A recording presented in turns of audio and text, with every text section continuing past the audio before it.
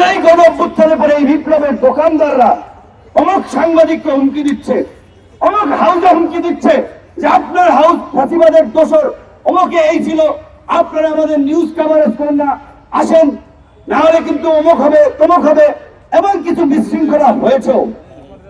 এই বিশৃঙ্খলার আমাদের উৎসাহী কর্মকাণ্ডে পরিষ্কারভাবে আমাদের বিন্দুমাত্র সমর্থন নাই। আমরা বিনয়ের সাথে অনুরোধ করব, সাংবাদিকতার বাইরে একজন নাগরিক হিসেবে এই সমস্ত বৈপর ব্যক্তি এবং সংগঠনের কর্মকাণ্ডকে আপনারা উৎসাহিত করেন না। এখন আমার মূল বক্তব্যে যেটি আমাদের শঙ্কা, যে আজকে এইখানে ফারুক হাসানকে ছুরি দিয়ে এইখানে আঘাত করে কপাল কেটে গিয়েছে। ছুরি তারা কোত্থেকে নিয়ে আসলো? তাহলে তাদের হাতে ছুরি আগে থেকে ছিল। এখানে আমি কিংবা রাশেদ খান যদি থাকতাম, আমাদেরও তো পেটের মধ্যে একটা ছুরি চালিয়ে দিতে পারত। তো সরকারের সাথে আমাদের কোনো বিরোধ নাই, মুখোমুখি অবস্থানও নাই। কারণ এই সরকারের যে উপদেষ্টা সবচেয়ে ডেডিকেটেড কে নাহিদ ধরুন মার খেয়েছে, নাহিদ মার খেয়েছে একদিন, এইখানে যারা দাঁড়িয়ে আছে 17 দিন মার খেয়েছে। 28 বছর পরে ডাকসুর ভিপি হয়েও ক্যাম্পাসে যে কয়বার মার খেয়েছি, অনেক উপদেষ্টা আওয়ামী লীগের বিরুদ্ধে ওই কয়েকদিন বক্তব্য দেন নাই। অবশ্যই আসিফ এবং নাহিদ তো আমাদের সহ আন্দোলনকারী, আরো অনেকে, মাহফুজ সবাই আমাদের ঘনিষ্ঠ, আমাদের সহযোদ্ধা সহকর্মী, একসাথে এনআরসিসি এর বিরুদ্ধে আন্দোলন করছি। ডাকসুতে নির্বাচন করেছে তারা, ছাত্র অধিকার পরিষদের সাথে ছিল। আমি তো শুধু বললাম এই কারণে যে এখানে কয়েকজন এই আন্দোলনের যারা ফ্রন্ট ফেজে ছিল তাদের ডেডিকেশন আছে, ত্যাগ আছে, আর কিছু হচ্ছে মৌসুমী নেতা, শুধুমাত্র 10-12 দিনের মিডিয়া কভারেজে এখন বিশাল নেতা হয়ে গেছে। তাদেরকে ঢুকাইছিল ছাত্রলীগ আন্দোলনের গতিবিধি পর্যবেক্ষণ করার জন্য, আন্দোলনে স্পাইগিরি করার জন্য।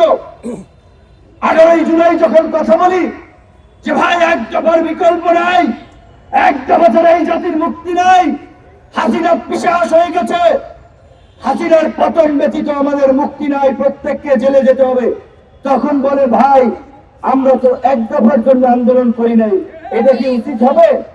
এইরকম এখন দুই একজন ব্যাপক বিপ্লব হয়ে গেছে, অথচ ফুল ছাত্রলীগের এজেন্ট হিসেবে এখন যাই হোক সোশ্যাল মিডিয়ার কারণে ব্যাপক পপুলারিটি হয়েছে, সেলিব্রিটি বড়ে গেছে, যাদের পেছন দিকে একটু তাকাতে হবে। হঠাৎ করে চরিত্র বদল করলেই বদল হয়ে যায় না। তো গতকালকে এই আহতদের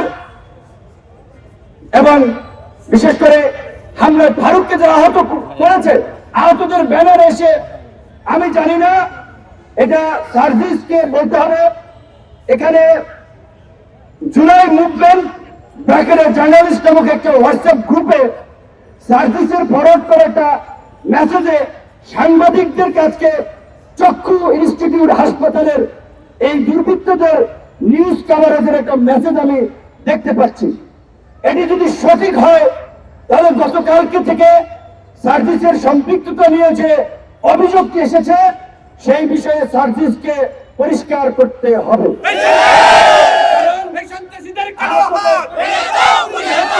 আহতদের চিকিৎসার জন্য ক্ষতিপূরণ দেওয়ার জন্য জুলাই ফাউন্ডেশন গঠন করেছে, সেটার তিনি দায়িত্বে আছেন, তাহলে তার সাথে এদের একটা সম্পৃক্ততা স্বাভাবিকভাবে আছে।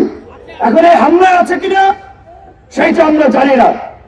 আমি পরিষ্কারভাবে আমাদের নেতা কর্মীদেরকে বলে দিতে চাই, ধৈর্যের সীমা ছাড়িয়ে গেছে, সহ্যের বাঁধ ভেঙে গেছে।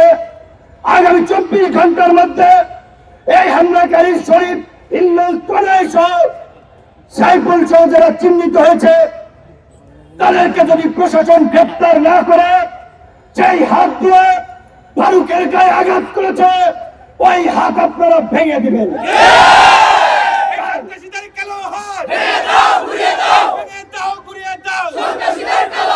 জন্য যদি জেলে যেতে হয় হুকুমদাতা হিসেবে 1 নম্বর আসামি আমি আবার বললাম।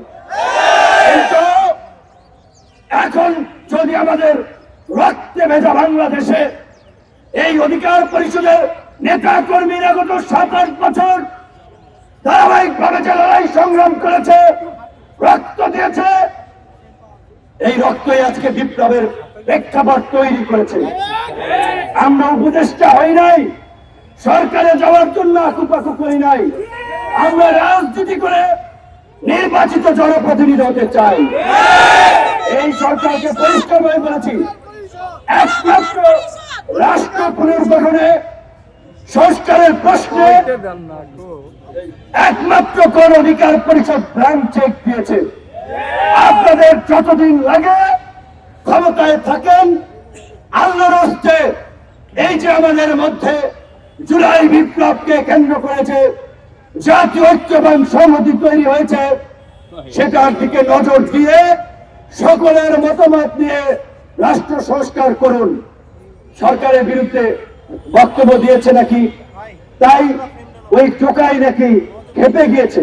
প্রথমত হচ্ছে ওই ছোকরা ছেলে, বোঝাই যাচ্ছে ধান্দাবাজি করার জন্য এর সাথে ছবি ওর সাথে ছবি, কাজী ও কোনো গুরুত্বপূর্ণ ব্যক্তি না, সরকারের এর সাথে কোনো সম্পৃক্ততা আছে বলে আমি মনে করি না। কিন্তু আন্দোলনকারীদেরও সার্ভিসের নাম এসেছে। আমি বিশ্বাস করতে চাই না যে আমাদের ছোট ভাইরা এইভাবে বা সার্ভিসের বার উত্তরবঙ্গে, ফারুকের বার উত্তরবঙ্গে তার উপরে হামলা করাতে সে সমর্থন দেবে, এটা আমার মনে হয় না। কিন্তু ঘটনাটি খুব রহস্যজনক। এই ঘটনার পেছনে দেশি বিদেশি কোনো ষড়যন্ত্র আছে কিনা সেটিও খতিয়ে দেখতে হবে। কারণ বিপ্লবের পরে প্রতি বিপ্লবের জন্য পলিটিক্যাল কিলিং হয়, রাজনৈতিক হত্যাকাণ্ড ঘটে। এই বিপ্লব এবং আন্দোলনে আমাদের কি রোল, আমরা কি করেছি, সেটা আমাদের নিজেদের বলতে হবে না, দেশের মানুষ জানে। তাই আমাদের জেএমপি কমিশনের সাথে গতকালকে কথা হয়েছে, উপদেষ্টা সকলকে বলবো আগামী 24 ঘন্টার মধ্যে আমরা অ্যাকশন দেখতে চাই, অন্যথায় আপনাদের উপরে কিন্তু আমরা আস্থা রাখবো না।